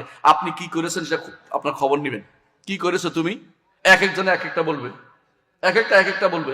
ঈমান আছে, শিরিক করে নাই, আল্লাহ বলবেন যে যা, দুনিয়ার বুকে গোপন ছিল, এখনো মাফ করে দিলাম, চলে যা। আল্লাহু আকবার। হাদিসে এটা আছে। কিন্তু যদি কোনো ঈমান এনেছেন, ঈমান না, ঈমান শেষ করে দিয়েছেন, সালাত, সাওম, যাকাত, হজ, অনেক কিছু নিয়ে গেছেন, কিছুই কাজে লাগবে না, সবগুলি আল্লাহ তাআলা বলেছেন ওয়াকাদিমনা ইলা মা আমিলু মিন আমালিন ফাজআলনাহু হাবাআম মানসুরা। অনেক আমল করে আসছে, এগুলিকে বিক্ষিপ্ত ধূলিকণে রূপান্তরিত করব, কারণ তার মূল সম্পদ নাই। বুঝেন কিনা? আপনাদের এই যে পদ্মা নদী আছে, তাই না, মাছ ধরতে গেছেন, আপনি অনেক মাছ পাইছেন, কিন্তু মাছ রাখছেন যে আপনি জানেন না নৌকার নিচে দিয়ে কি আছে, ছিদ্র আছে। বুঝছেন তো? একটা মাছ থাকবো পুরুত করে সবগুলো চলে গেছে। আপনি এত কষ্ট করে হজ ওমরা টাকা পয়সা দান সদকা করে অনেক কিছু করছেন, কিন্তু মাজারে একটা টাকা দিছেন, কি হয়েছে? ছিদ্র হয়ে গেছে। আপনার নৌকা ছিদ্র হয়ে গেছে, ওইখানে আর কিছু নাই, সব শেষ হয়ে গেছে, 1 মিনিটে শেষ। মাজারে মনে মনে কইছেন যে এই মাজার খুব গরম মাজার, এই মাজারের যে ক্ষমতা, বাস মুশরিক, আর কোনো কথা নেই। মাজারে কোনো ক্ষমতা নেই, মাজার বানানো ইসলামে জায়েজ নেই, মাজার শব্দ ইসলামে কোনো কোরআন হাদিসও নাই। ইসলামে কবর বলছে, ইসলাম কি বলছে? কবর। সুম্মা ইজা শাআ আনশারা সুম্মা আমাতাহু ফাআকবারা, কবর দিতে বলছে, কবর শব্দ বলছে, মাজার বলেও নাই। মাজার বানিয়েছে শয়তানরা বসে বসে মাজার বানিয়েছে, মাজার বানানোর কোনো সুযোগই নাই। ইসলামে তো আবার ওরসও নাই, জানেন তো? আপনাদের দেশে তো ওরস আছে না? আছে না? ওরসটা কি জিনিস বুঝেন কিনা? আপনারা নাম শুনেছেন আব্দুল্লাহ জাহাঙ্গীর রহমতুল্লাহ আলাইহ? নাম শুনেছেন না? আব্দুল্লাহ জাহাঙ্গীর রহমতুল্লাহ আলাইহকে আমি তখন বিদেশ থেকে আসছি, বুঝি না ওরস কি জিনিস। তো ওনাকে একদিন ফোন দিয়ে বললাম যে স্যার ওরসটা কি জিনিস বলেন তো। হ্যাঁ, এইটা শিখতে হলে আমার কাছে আসতে হইব। খুব মজার মানুষ ছিলেন কিন্তু, বুঝছেন তো, খুব মজার মানুষ ছিলেন। তো আমি মনে মনে করলাম যে এটা তো এমন কথা বললেন যে শুনতেই হইব, স্যার চাই না, সে কোনো কিছু আছে। স্যার ওরসটা কি? শোনেন, ওরস হলো বিয়ে। বিয়ে নাউজুবিল্লাহ, বিয়ে বুঝছেন? এরা মনে করে এই লোক যেদিন মরে গেছে এদিন আল্লাহর সাথে বিয়ে হয়েছে, নাউজুবিল্লাহ। এই জন্য এর নাম ওরস পালন করে, ওরস দিবস পালন করে, বুঝছেন তো? এবার কেউ কেউ বেসাল বলে মিলন দিবস, কেউ গান গায় মিলন হবে কত দিনে আমার মনের মানুষের শোনে, বুঝছেন তো? গান গায়ে শুনেন না আপনি সমস্ত গানগুলি, এগুলি শিরকি গান, শিরক। এরা হচ্ছে আল্লাহর সাথে মিশে যায়, তাদের নিকট জীবাত্মা পরমাত্মার সাথে মিশে। এগুলো হিন্দুদের কথা, মুসলিম এটা বিশ্বাস করে না। মুসলিম মনে করে আমরা হইলাম সৃষ্টি, আল্লাহ হলেন স্রষ্টা। স্রষ্টা উপরে, আরশের উপরে, আমরা হইলাম নিচে। আমরা কোনোদিনই স্রষ্টার কাছে পৌঁছতে পারবো না। আল্লাহ তাআলা একজনকে শুধু তার কাছে নিয়ে গেছিলেন, তিনি হচ্ছেন মুহাম্মদুর রাসূলুল্লাহ সাল্লাল্লাহু আলাইহি ওয়াসাল্লাম। তার সাথে কথা বলেছেন সেখানে, এত কাছে নিয়ে কারোর সাথে তিনি আর কারোর সাথে কথা বলেন নাই। তিনি হচ্ছেন মুহাম্মদুর রাসূলুল্লাহ সাল্লাল্লাহু আলাইহি ওয়াসাল্লাম। আবার তাকে সসম্মানে দুনিয়াতে পাঠিয়ে দিয়েছেন এবং বলেছেন এইখানে আসতে হলে এই কাজ করতে হবে। পূর্ণ জিনিসটা আল্লাহ তাআলা বলেছেন, আমার নবীকে জানিয়ে দিয়েছেন কি করতে হবে। এগুলি তিনি আমাদেরকে জানিয়ে দিয়েছেন, আমরা সেই হিসাবে কাজ করে যাচ্ছি। আমরা সবাই তো জান্নাতে ছিলাম না? অর্থাৎ আমাদের বাবা তো জান্নাতে ছিলেন, তাই না? আল্লাহ তাআলা জান্নাত থেকে আমাদেরকে দুনিয়াতে পাঠিয়েছেন। আবার বলেও দিয়েছেন ফাইম্মা ইয়াতিয়ান্নাকুম মিন্নি হুদান ফামান তাবিআ হুদায়া ফালা খাউফুন আলাইহিম ওয়া লা হুম ইয়াহজানুন। তোমাদের কাছে আমার পক্ষ থেকে হেদায়েত যাবে, যে কেউ এই হেদায়েতের অনুসরণ করবে তার কোনো ভয় নেই। এই হেদায়েত কি? কোরআনে কারীম। হেদায়েত কি? রাসূলের হাদিস। হেদায়েত কি? ইমামরা কোরআন হাদিস থেকে যা বের করেছে শরীয়ত। এই শরীয়তের বাইরে অন্য কোনো তরিকত, হাকিকত, মারিফত নাই। মিথ্যা কথা, 100% মিথ্যা কথা। তরিকত বলতে কোনো কিছু নাই, এই জন্য কোরআন হাদিস তরিকত শব্দ আসে নাই, কোরআন হাদিসে আসে নাই। মারিফত শব্দটা কোরআন হাদিসে আসেই নেই, বুঝছেন কি কথাটা? হ্যাঁ, কোরআনে এক জায়গায় আসছে তরিকা ইল্লা তরিকা জাহান্নাম, জাহান্নামের পথ। এক জায়গায় তরিক শব্দ জাহান্নামের জন্য ব্যবহৃত হয়েছে, মানে ইসলামের কথা বলা হয়নি, তরিকত ব্যবহৃত হয়নি। কোরআন আসছে সিরাতাল্লাযীনা আনআমতা আলাইহিম, সিরাতুল মুস্তাকিমের কথা বলছে, তরিকের কথা বলে নাই কোরআনে কোথাও, বুঝছেন কিনা? এবং আল্লাহ তাআলা বলছেন যে ব্যক্তি আমার কথা শুনবে না, লা আসকাইনাহুম মাআন গাদাকা, অর্থাৎ যে ব্যক্তি আমার কথা শুনবে তারও ভালো কিছু করবা, যে ব্যক্তি আমার কথা শুনবে না তাকে জাহান্নামের আগুনে দিবা। আল্লাহ তাআলা কোরআনে কারীম বলেছেন। এর অর্থ হচ্ছে পথ একটাই, এটা কি? শরীয়ত। এর বাইরে যারা অন্য কিছু দাবি করবে, বিশেষ করে আপনাদের এই কি মানিকগঞ্জের মহিলারা যে গান গায়, ওরে বাউজুবিল্লাহ আউজুবিল্লাহ।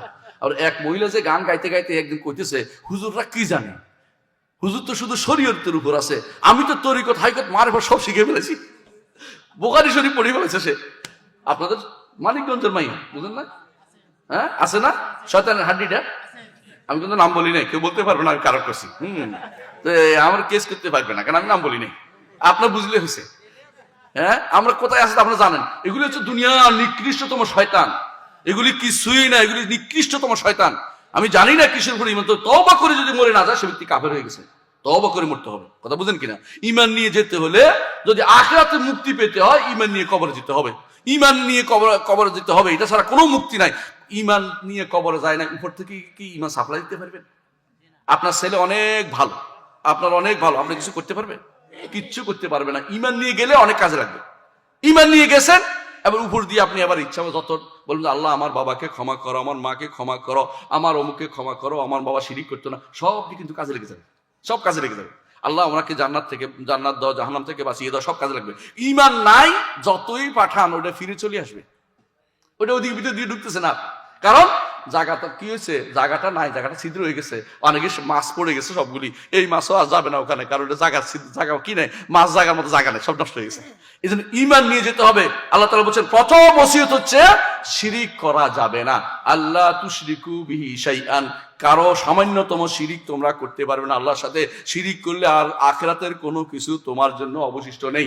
শিরকের আখড়াগুলো হচ্ছে মাজারগুলো, এই ওরসের ময়দানগুলো, এই তথাকথিত পীরগুলো, এই জাতীয় যে সমস্ত মানুষগুলি ধান্দাবাজি করে, এই ধান্দাবাজদের থেকে ঈমান টিকিয়ে রাখবেন, এদের থেকে 100 হাত দূরে থাকবেন, এদেরকে হেদায়েতের কথা বলবেন, না শুনলে এদের থেকে অ্যাভয়েড করে চলবেন। পারবেন না?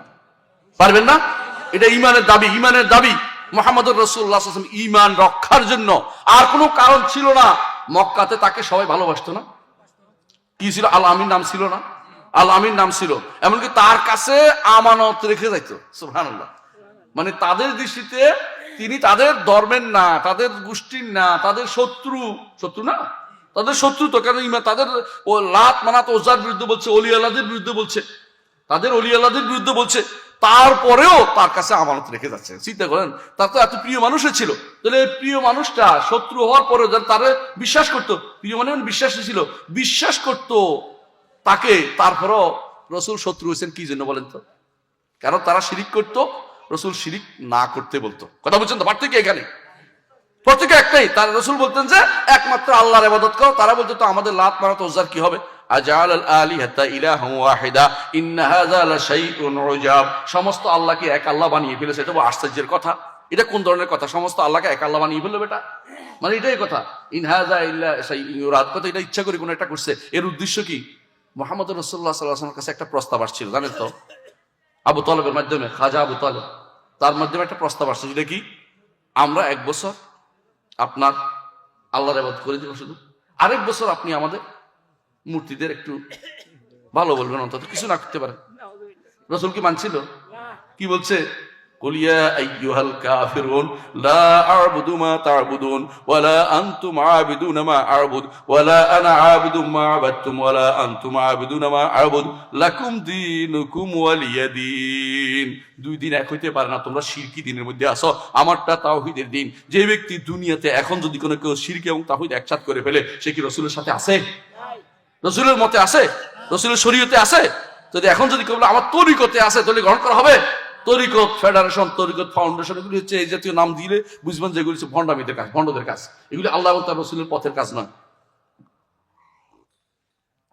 এরা এমন এমন কাজ করবে যার কারণে আমাদের বড় ভালো আলেমদেরকে তারা হত্যার মধ্যে কিছু ইন্ধন যোগাইছে, তরিকত ফেডারেশন নাম দিয়ে। বুঝছেন তো? আপনি একজন ভালো আলেমকে মেরে ফেলেছে, তার এই সমস্যা সাথে করে জানেন, আপনার নাম বলতে চাচ্ছি না আমি, বুঝতে পারেন, বিনা কারণে, কিন্তু তো তার কোনো অপরাধ আমরা খুঁজে পাইনি। হ্যাঁ, মানুষ তো অপরাধ করেই, কিন্তু যেগুলি মিথ্যাচার করে তাকে মেরে ফেলা হয়েছে, তার সারা বাংলাদেশে তার একটা পরিচিতি ছিল, গ্রহণযোগ্যতা ছিল।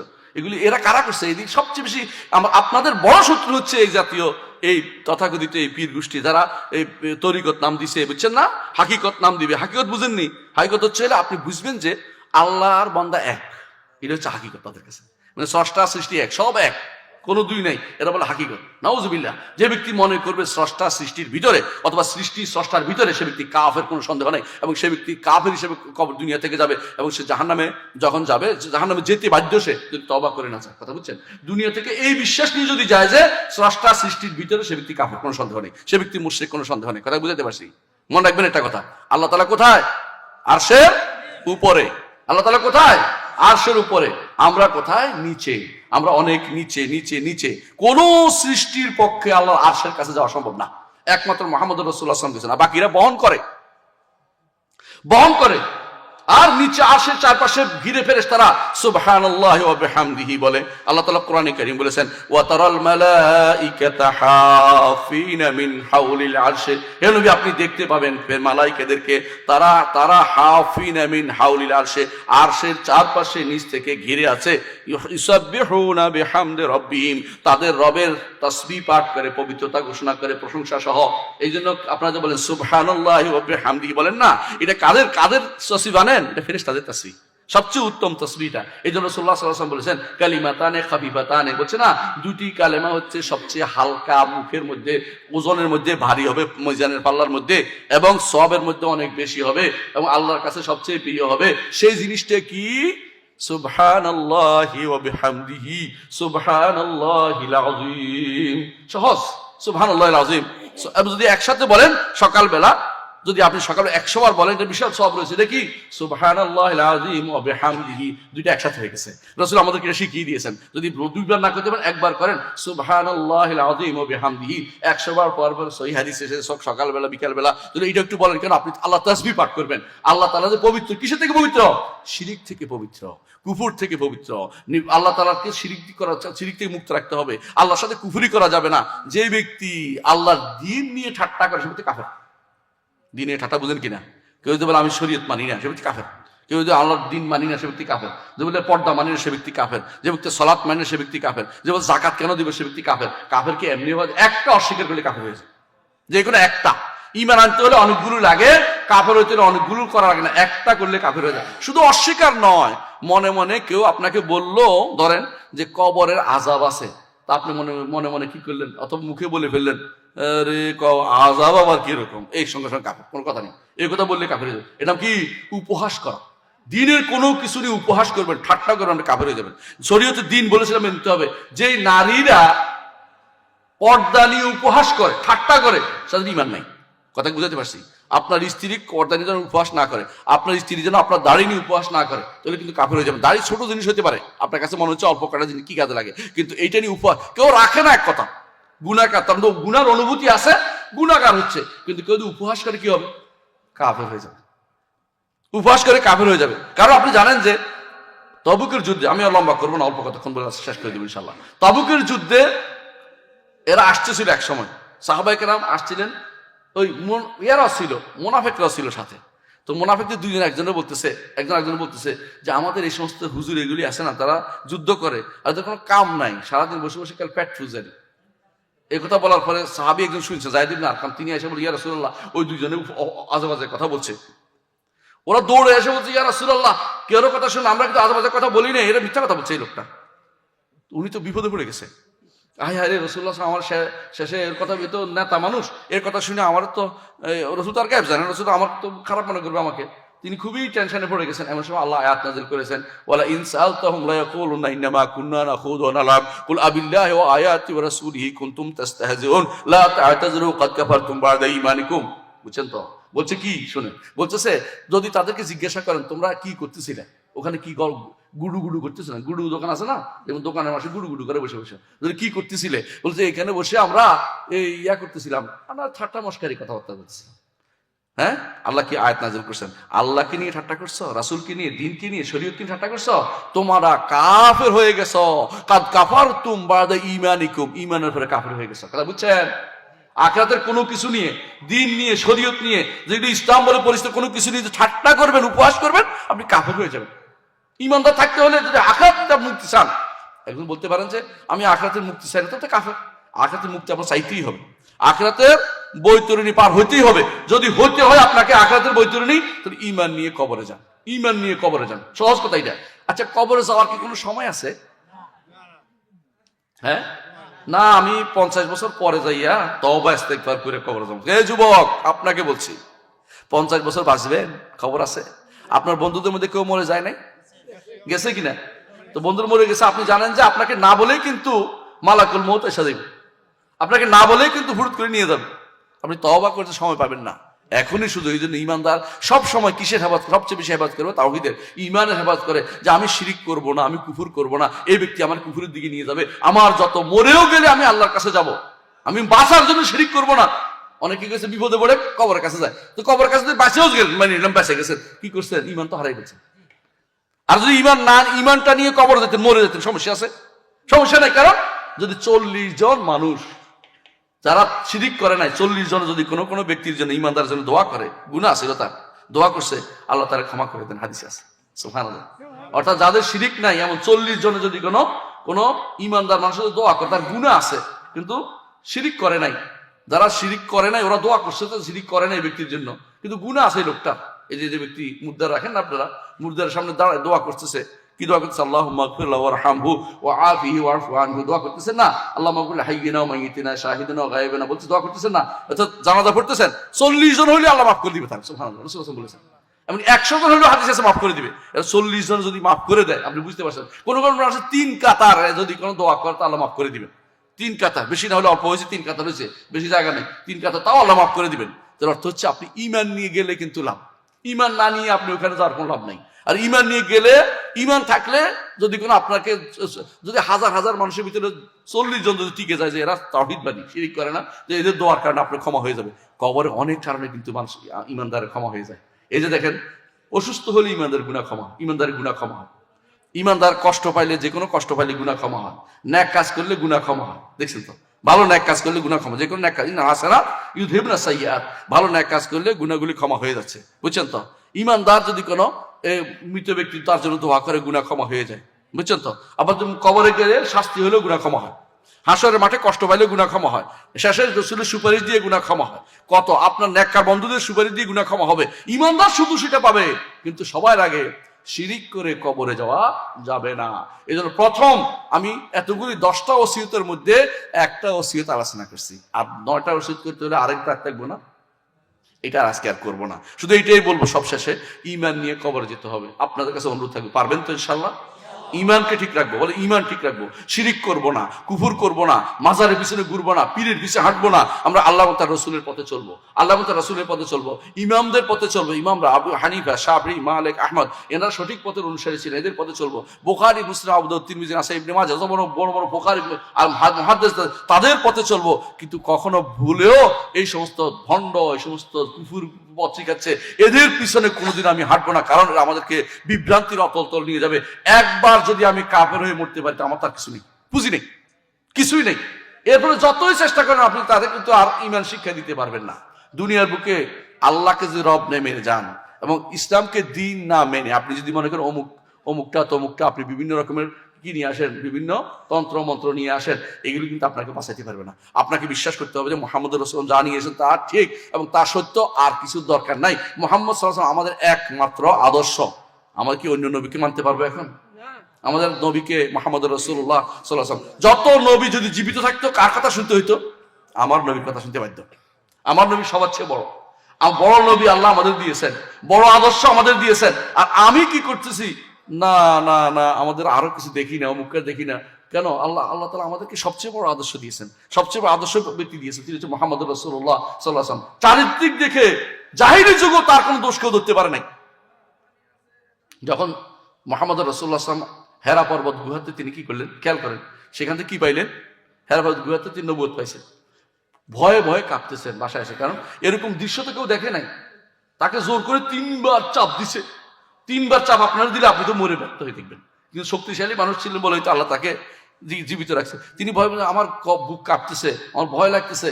তখন খাদিজা রাদিয়াল্লাহু আনহা যে কথাগুলি বলেছেন, খেয়াল করেন, কি কত উন্নত চরিত্রের অধিকারী ছিলেন আমার নবী মুহাম্মদ রাসূলুল্লাহ সাল্লাল্লাহু আলাইহি ওয়াসাল্লাম। তিনি কি বলেছেন? ওয়াল্লাহি লা ইউযিকাল্লাহু আবাদা, আল্লাহ শপথ করে বলছি, আল্লাহ আপনাকে অপমান করবেন না, আল্লাহ আপনাকে অপমান করবেন না। কেন? ইন্নাকা লা তাহমিলুল কাল্লা, আপনি মানুষের বোঝা বহন করেন। ওয়া তাকসিবুল মাদুম, যার কিছু নয় তার খাবারের ব্যবস্থা করেন।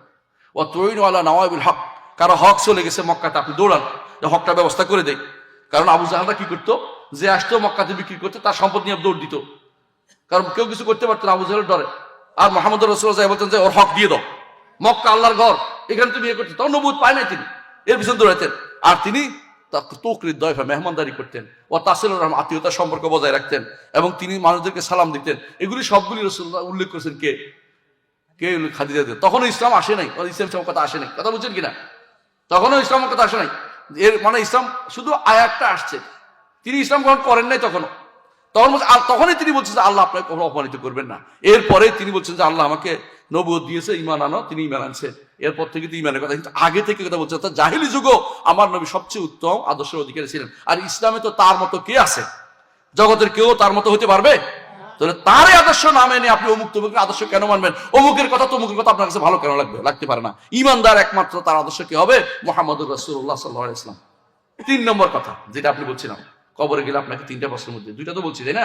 আল্লাহকে রব মানতে হবে, একটু স্থির থাকতে হবে, আল্লাহকে রব মেনেছি, তিনি আমার সমস্যার সমাধান করবেন। দ্বিতীয় হচ্ছে আদর্শ হচ্ছে মুহাম্মদুর রাসূলুল্লাহ সাল্লাল্লাহু আলাইহি ওয়াসাল্লাম। 3 নম্বর হচ্ছে চলার পথ হচ্ছে ইসলাম। ইসলাম আমার চলার পথ।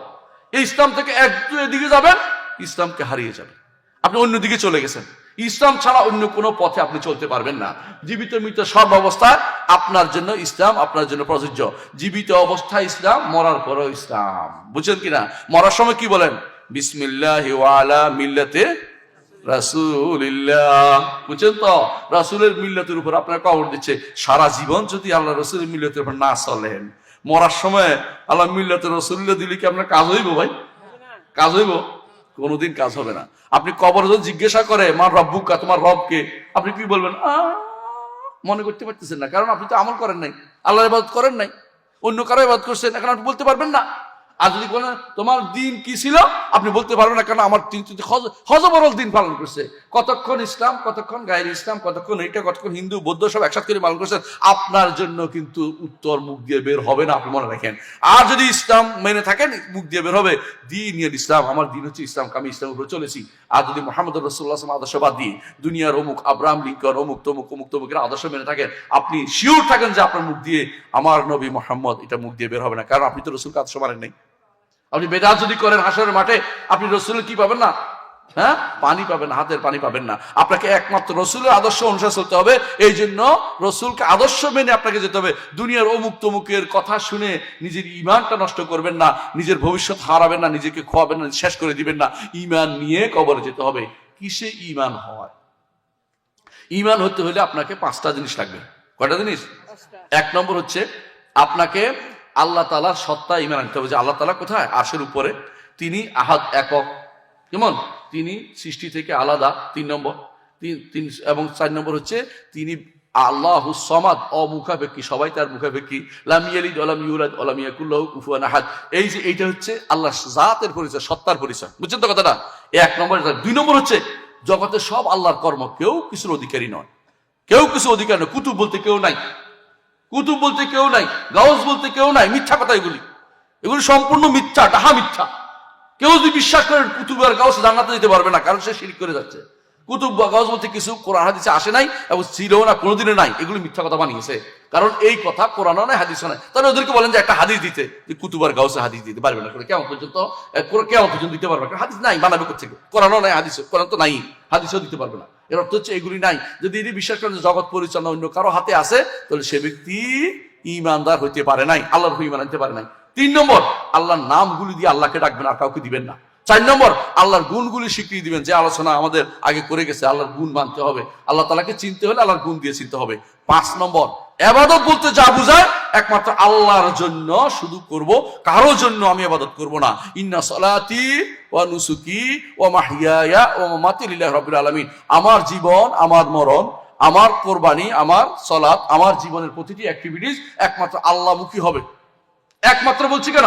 আরব মুশরিকরা আল্লাহর ইবাদত করতো, আরব মুশরিকরা সালাত আদায় করতো, হজও করতো। আবু জাহল কিন্তু আলহাদ ছিল, জানেন তো? আবু জাহল হজ করতো। সমস্যা কি ছিল? আল্লাহরও করতো, আল্লাহর জন্য করতো, অন্যের জন্যও করতো। ইমানদার 2টা করতে পারবে না। ইমানদার একমাত্র আল্লাহর ইবাদত করবে। মুহাম্মদ রাসূলুল্লাহ সাল্লাল্লাহু আলাইহি ওয়াসাল্লাম এই জন্যই যুদ্ধ করেছে, আর কোনো যুদ্ধের কোনো কারণ নাই। মক্কাবাসী তার যুদ্ধের একটাই কারণ ছিল যে একমাত্র আল্লাহর ইবাদত হবে, একমাত্র আল্লাহর ইবাদত হবে। লা ইলাহা ইল্লাল্লাহ, আই লা মা'বুদা বিহাক্কিন ইল্লাল্লাহ। হক মাবুদ শুধু একজন, হক উপাস্য শুধু একজন, আল্লাহ ব্যতীত কেউ আমার ইবাদত পাইতে পারে না। এইটা যে ব্যক্তি যতক্ষণ স্বীকৃতি না দেবে, ঈমানদার হইতে পারবে না। যদি বলে যে আল্লাহরও দেই, অমুকেরও দেই, তাহলে শেষ। বুঝেন কিনা? ইবাদত করছেন একমাত্র আল্লাহর জন্য। যদি মনে মনে করতেছেন যে আল্লাহর জন্য করছি, ইবাদত করলে আমাকে ইমাম সাহেব এরপরে আমাকে ভালো বলবে, তাহলে শেষ। ইমাম সাহেব ভালো বলার জন্য আমি ইবাদত করছি না, কার জন্য? আল্লাহকে খুশি করার জন্য। অথবা ওই সমাজে মেম্বার সাহেব অথবা চেয়ারম্যান সাহেব আমাকে কি দিবেন, চাউল বেশি করে দিবেন নামাজি বন্ধ দেখে, তাহলে শেষ, আপনার ইবাদত শেষ হয়ে গেছে। আল্লাহর জন্য ইবাদতটা করেন নাই, কথা বুঝছেন তো? ইবাদত কার জন্য হবে? একমাত্র আল্লাহর জন্য।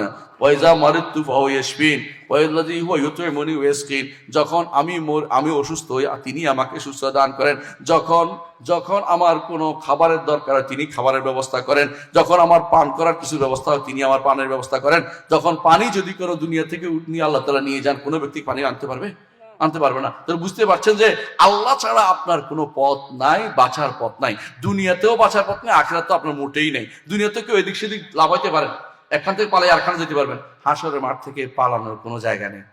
ইয়া মাশারাল জিন্নি ওয়াল ইনস ইন ইসতাতাতুম আন তানফুযু মিন আকতারিস সামাওয়াতি ওয়াল আরদি ফানফুযু লা তানফুযুনা ইল্লা বিসুলতান। হে মানুষ এবং জিন সম্প্রদায়, আল্লাহ তাআলা বলছেন, আমাদেরকে বলতেছেন, আসমান জমিন ভেদ করে কি আর কোথাও যেতে পারবে? যেখানে যাও সেটা কার জায়গা? আল্লাহর জায়গা। যাইতে হলে কার শক্তি লাগবে? আল্লাহর দেওয়া শক্তি লাগবে। সেখানে গেলে কি কিছু করতে পারবেন? রাতের অন্ধকারে কিছু করলে কি আল্লাহ দেখে না? গোপনে করলে দেখে না? দেখে। আপনি ডুব দিয়ে পানি খেয়ে বলছেন রোজার দিনে, দেখে না আল্লাহ? আপনি মনে দেখেন মনে করছেন, তাই না? তা কিন্তু না। এর অর্থ হচ্ছে আপনি কিন্তু সম্পূর্ণরূপে আল্লাহর সামনে আছেন। যদি আপনি এটা বিশ্বাস করেন যে আল্লাহ আমাকে প্রতিটা পরক্ষণ দেখছেন, এইটার নাম হচ্ছে মুরাকাবা, আল্লাহ আমাকে দেখতেছেন। রাসূলুল্লাহ সাল্লাল্লাহু আলাইহি ওয়াসাল্লাম এইভাবে ইবাদত করতে বলেছেন, আনতাবুদাল্লাহ কাআন্নাকা তারাহু ফা ইন লাম তাকুন তারাহু ফা ইন্নাহু ইয়ারাকা। এমন ভাবে ইবাদত করবে যে আল্লাহ তোমাকে দেখছেন, মনে করবে যে আল্লাহ আমাকে দেখতেছেন।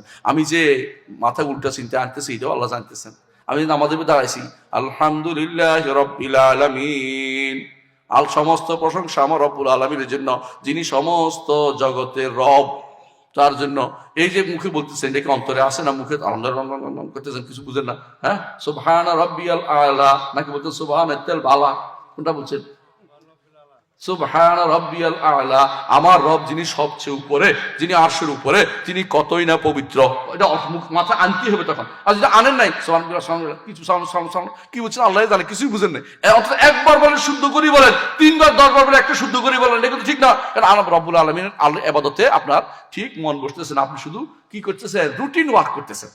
রুটিন ওয়ার্ক ইবাদত না করে ঠিক মতো আল্লাহর ইবাদত করার চেষ্টা করুন। হে যুবকদের বলছি, আপনাদের হচ্ছে না অবতীতে আপনারাই দাওয়াতের কাজ করবেন। আমরা হয়তো কদিন আসি, এরপর থাকবো না, কিন্তু এই দাওয়াতের দায়িত্ব আপনার প্রধান দায়িত্ব। সবার আগে দাওয়াত দিবেন। কিসের দাওয়াত হবে?